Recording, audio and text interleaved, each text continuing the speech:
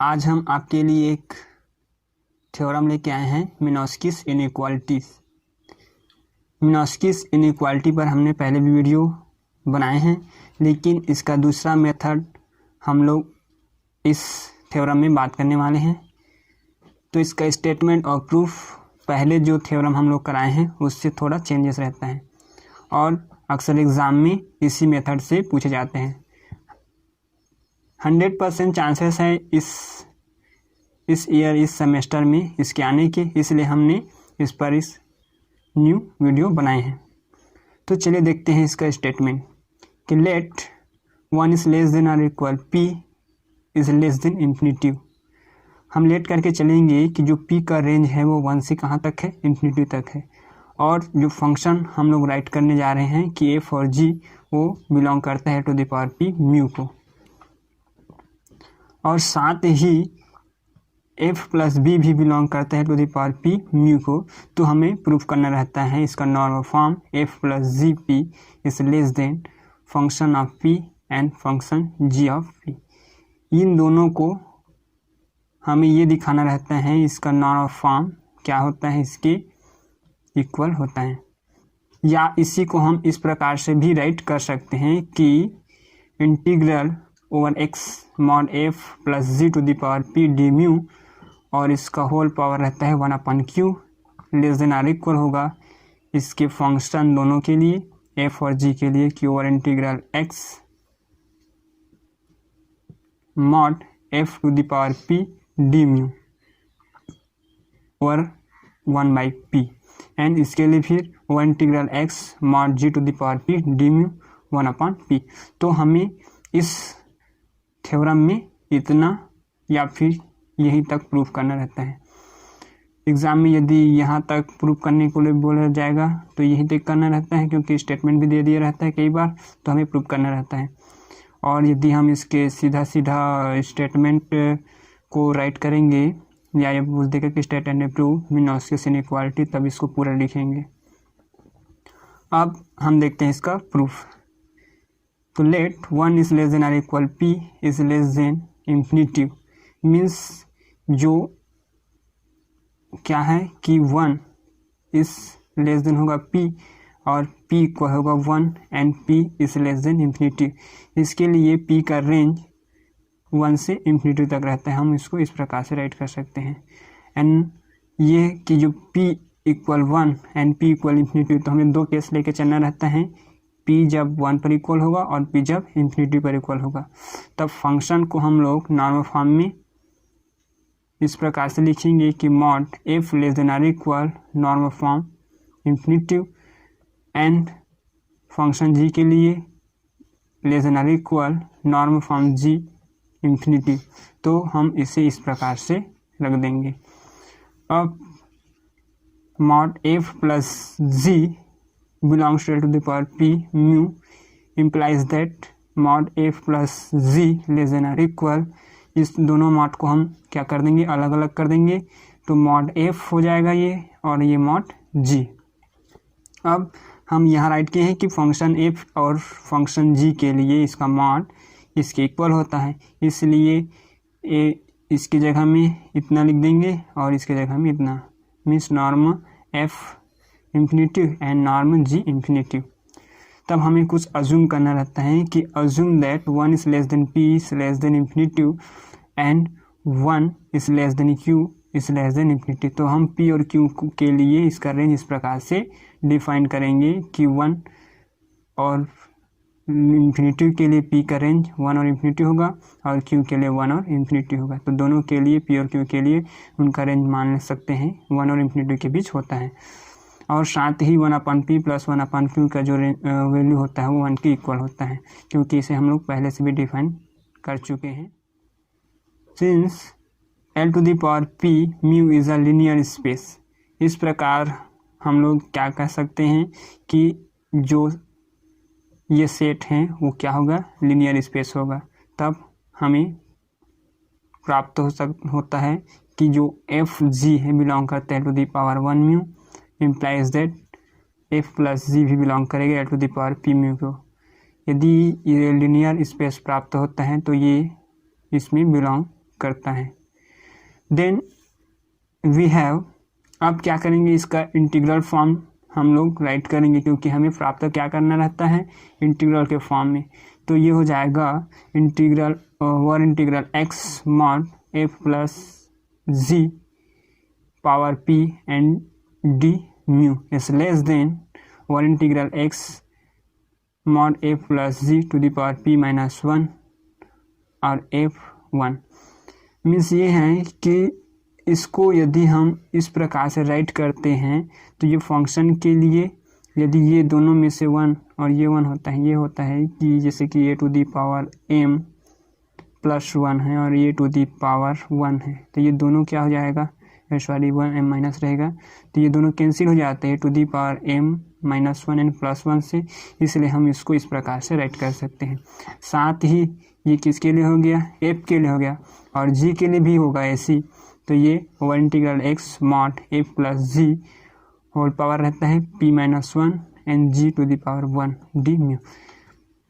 तो कहने का मतलब ये है कि हमें p माइनस 1 के फॉर्म में प्राप्त करना रहता है, इसलिए हम इसमें माइनस किए हैं। फिर आगे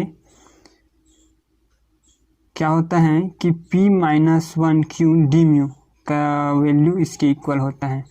क्यों, क्योंकि अभी हम लोग डिफाइन किए हैं कि 1/p plus 1/q equal 1 implies that 1/q, इसको रखेंगे 1/q और ये इधर आके क्या हो जाएगा माइनस, फिर इसका इसके साथ और इसके साथ गुना होगा, फिर हो जाएगा ये इतना, तो ये हो जाएगा p माइनस 1/p और हमें p की वैल्यू प्राप्त करना है, इसलिए p बस रहेगा यहाँ और ये q के फॉर्म में ये हो जाएगा q p minus 1।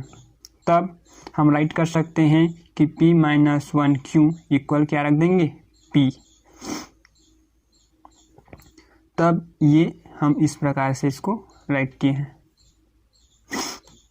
Therefore mod a plus ji to the power p minus 1 belong करेगा l to the power q mu को, और f प्लस जी का मॉड p माइनस 1 बिलोंग करेगा l to the power q mu को, तो ये दोनों भी इसमें बिलोंग करेगा। इसलिए mod a plus g p minus 1 f और जो f plus ji to the power p minus 1 g भी बिलोंग करेगा l to the power 1 mu Q. कहने का मतलब ये है कि इसका जो power p minus 1 l to the power q को बिलोंग करता है, तब इसका सेट भी बिलोंग करेगा इसको। तो बस यही करना रहता है। जब इतना हो जाता है तब हम इसमें एक थ्योरम अप्लाई करते हैं, होल्डर्स इनइक्वालिटी। तो हम ये इसमें अप्लाई करना रहता है होल्डर इनइक्वालिटी। तो होल्डर इनइक्वालिटी से हम लोग क्या जानते हैं कि over integral X mod A plus ji to the power P minus 1 mod G to the power P D mu less than or equal होता है ओवर इंटीग्रल एक्स। इसको हम लोग अलग अलग फॉर्म में राइट करेंगे, mod F plus mod G whole power क्या रहता है इसका p माइनस 1 और g है, इसीलिए g की power p D mu less than or equal होगा ओवर इंटीग्रल x, और इसको इधर सामने रख देंगे mod g to the power p और mod f plus G whole power p minus 1 D mu less than or equal होगा norm. इसका नॉर्म फॉर्म ये इस प्रकार से राइट कर देंगे, नॉर्म जी पी और इसका भी norm mod F plus G Q. तो नॉर्मल फॉर्म में हम इस प्रकार से इसको राइट कर देते हैं। बट ये रहता है कि इसका मतलब इसको हम लोग इस प्रकार से राइट करेंगे कि norm F plus G Q equal होता है कि over integral X mod F plus G power P minus 1 Q D mu over 1/q। मतलब ये कि यदि हम इसको नॉर्मल फॉर्म को डिफाइन करेंगे तो हम इसको इस प्रकार से सिंप्लीफाई करके लिख सकते हैं। तो ये हो जाएगा, अभी हम लोग कुछ देर पहले बताए हैं कि p माइनस 1 ब्रैकेट q ये रहता है, तो हम इसको इक्वल किसके लिखते हैं q की, इसलिए हम इसके जगह में क्या रख देंगे अब p रख देंगे। और इंटीग्रेशन हो रहा है इसलिए डी म्यू और होल पावर में रहता है 1/q।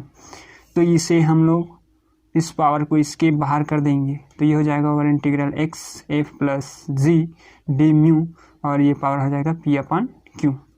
हैंस इस प्रकार ओवर इंटीग्रल x को हम लोग क्या लिखेंगे कि f plus ji to the power p D mu less than or equal norm F P plus norm G P, और ये वाला भी क्या हो जाएगा फिर norm A plus G P whole power P upon Q. और फिर इसके लिए ये वाला है ना, तो norm F plus G P whole power P less than or equal हो जाएगा इसका norm F P plus norm G P, और ये इसका भी norm F plus G P और ये पी अपॉन क्यू।